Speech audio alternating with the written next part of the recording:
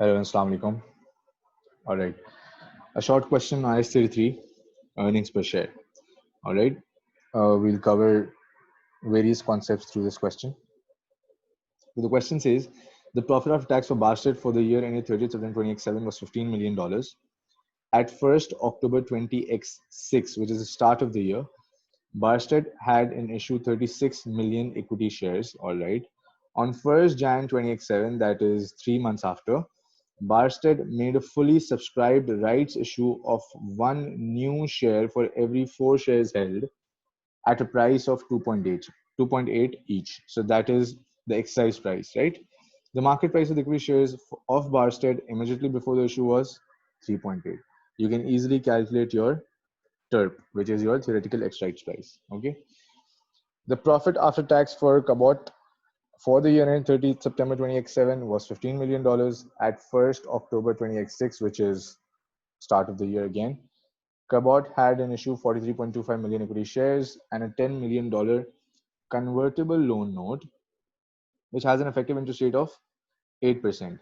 The loan note will mature in 20x8 and will be redeemed at par or converted to equity shares on the basis of 25 shares for each $100 of loan note at the loan note holder's option. The loan interest is tax deductible. Cabot's tax rate is 25%. Okay.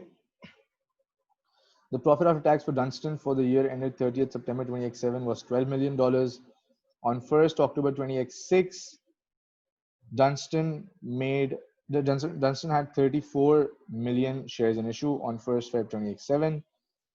4 months after, Dunstan made a market issue of 3 million shares at full price. On 1st July 2007, Dunstan made a bonus issue of one new share for every 5 shares held, right? So you can easily calculate your bonus factor for the last part, which is Dunstan. Bonus factor is what? Number of shares after issue divided by number of shares before issue.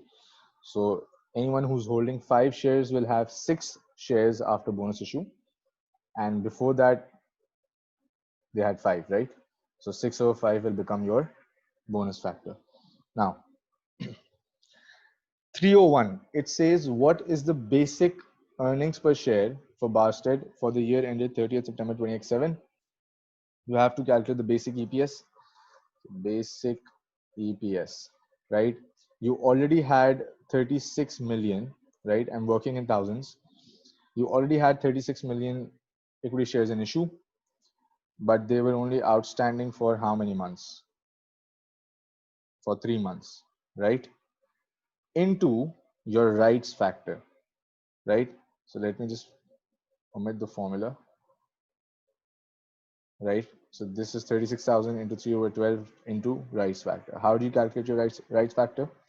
Very simple. Anyone who has 4 shares, each share was valued at 3.8, that is before the issue, right? And 1 for 2.8. All right, so I'll just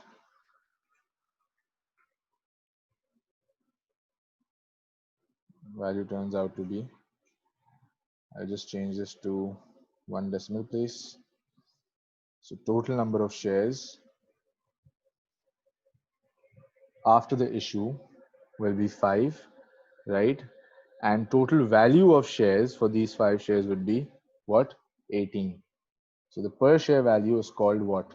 Your theoretical X rights price, which is 3.6, right? So your rights factor is 3.8, that is market price before the issue, divided by theoretical X rights price. Okay, let's just turn the formula again.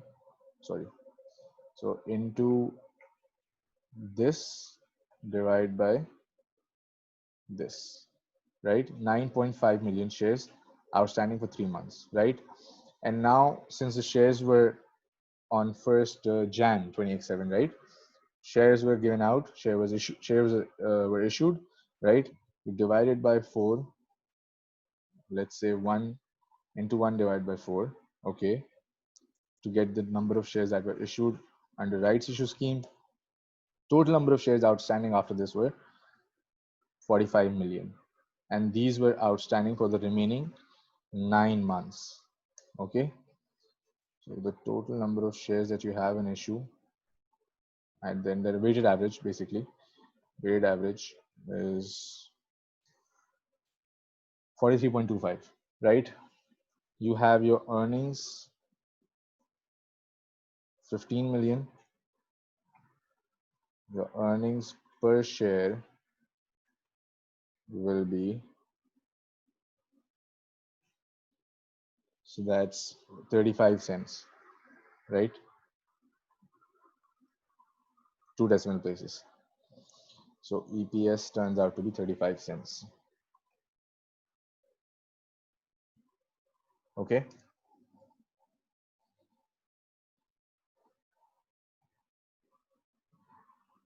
Next case. What is the diluted earnings per share for Cabot for the year ended 30th June 2027? It's not that difficult. Why?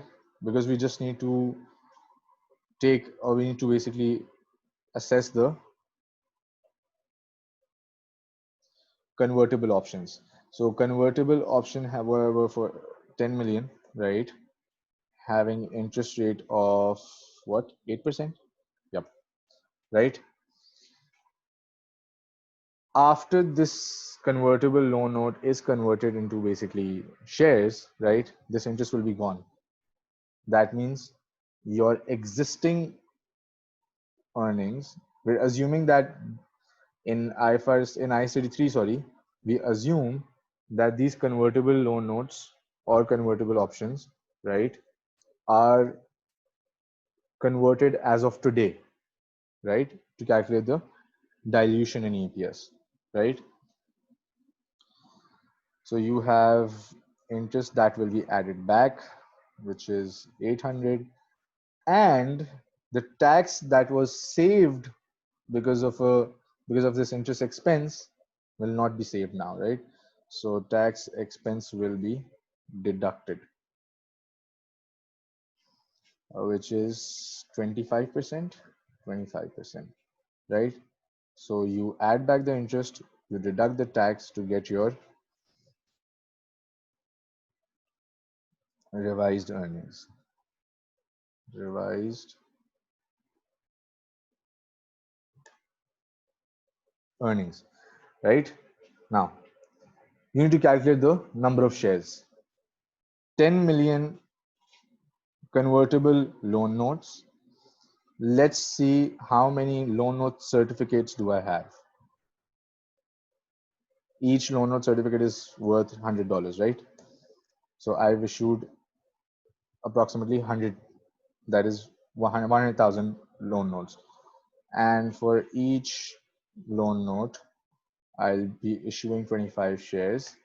So that's 2.5 million. All right. You already have how many shares in issue? 43250 shares in issue, right? And shares after conversion. Okay, so shares after conversion will be 2.5. Total number of shares 45.75, right? So your diluted EPS will turn out to be revised earnings divided by new number of shares, which is what? 34 cents. So your answer turns out to be A, right? If you want to calculate how much the dilution is, you can simply divide 15 by 43.25. So your basic EPS in this case would be 15 divided by 43.25.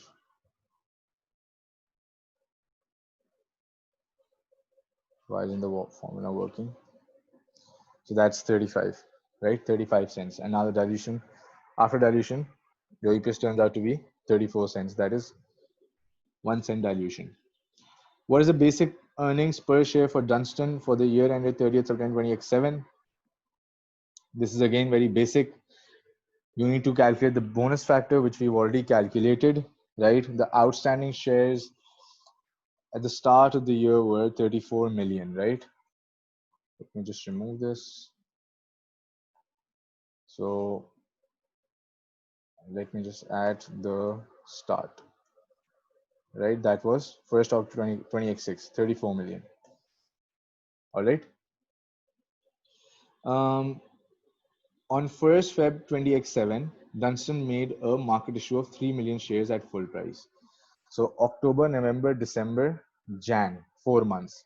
These 34 million shares were outstanding for 4 months. We already calculated the bonus factor at the start of the question, right? When we were discussing it, into 4 divided by 12 into 6 divided by 5, which is your bonus factor, right? So this turns out to be 13.6. Now, 3 million shares were issued. That makes it 37. Now, this 37 was outstanding up till Feb, March, April, May, June, 5 months. So 5 divided by 12 into, again, bonus factor. Why? Because the bonus shares have not been issued yet. All right. 18.5. Now, for every person who's holding 5 shares will get 1 new share. So divide by 5. Total number of shares have gone up to 44.4 million. This was outstanding for the remaining what? July, August, September, right? 3 months. No bonus factor because the shares have actually been issued, right? So the weighted average number of shares turns out to be 43.2 million. Okay. Simply you have the earnings 12 million, your EPS, because you have to calculate the basic EPS, right? Turns out to be, do we have 28 cents? Yes, 28 cents. Okay. Which of the 3 companies will have to restate the prior year comparative earnings per share? Barstead. Why? Because there was a rights issue. Not Cabot, because there's no issue. There's no actual issue of shares in the current year, right? Actual issue of shares in the current year, which includes a bonus element, which includes a free element, right? So there will be no restatement, right? So this is no restatement. This is comparative restated, and Dunstan also because of the bonus. So this is the bonus. This is the rights, and no restatement for Cabot. Last question. It says, which, if any, of the statements below regarding diluted EPS are correct? All right, let's read it. Statement number 1. Diluted earnings per share is a forecast of a future trend in profit. Forecast of a future, it uses current profit, adjusted for any contingencies. That's it, right? Showing the expected earnings in the next period. No, this is incorrect. All right. Statement number 2, diluted earnings per share acts as a warning to shareholders, seems to be right, and shows how the current earnings per share could fall based on items currently in existence. This is true. This is what I just said when I was talking about statement number 1.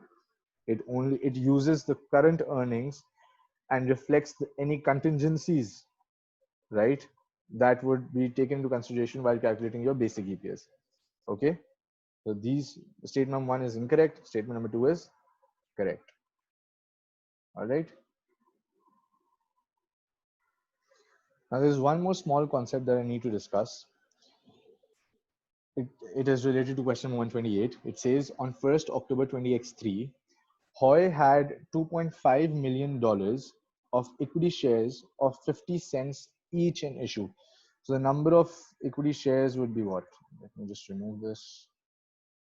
Number of equity shares will be 2.5, right? So 2500 divided by 0.5, right? So 5,000, that is 5 million number of shares in issue, right? No new shares were issued during the year end 30th September 2024, but on that date, there were outstanding share options to purchase 2 million equity shares at $1.2 each. The average market value of Hoy's equity shares during the year was $3 per share. Hoy's profit after tax for the year end 30th September 2024 was 1.55 million. What is Hoy's diluted earnings per share for the year ended 30th September 2024? We just looked at a convertible loan note option, and now this is share options, right? Convertible loan note, dilution through convertible loan note, and this is dilution through share options. Now, what you need to understand is you need to be fundamentally strong in order to calculate or do anything related to reporting, right? Let's look at the basics. 2 million equity shares at 1.2. That means the company will raise, I'm working out in millions only, the company will raise $2.4 million. This is in dollar terms, right? $2.4 million against this issue of equity shares, right? If I take this 2.4 million into the market and I purchase my own shares, I'll repeat, if I take this 2.4 million into the market and I purchase my own shares, which are worth what? $3 per share, right? They're worth $3. That means the number of shares that I'll get will be 800,000, right? The number of shares that I'll get will be 800,000, right? So the free, there's obviously there's an element of free shares that I'm giving. That is why the option will be attractive to the purchaser, right? 1.2 million of free shares. 1.2 million worth, basically 1.2 million free shares, not worth, 1.2 million free shares. All right, this is what I'm giving out. This needs to be taken into consideration when you're calculating diluted EPS. So you already have I'll take it in millions only, 5 million, right? You will simply add 1.2, which is free shares because you're not getting anything against it. Total number of shares become 6.2, and your outstanding, your basically profit after taxes 1.55, right? So 1,550. This is your this is your earnings. You get your diluted EPS by, all right, so your diluted EPS is 25 cents, which is answer number A, part A. All right, that's it. See you in the next class.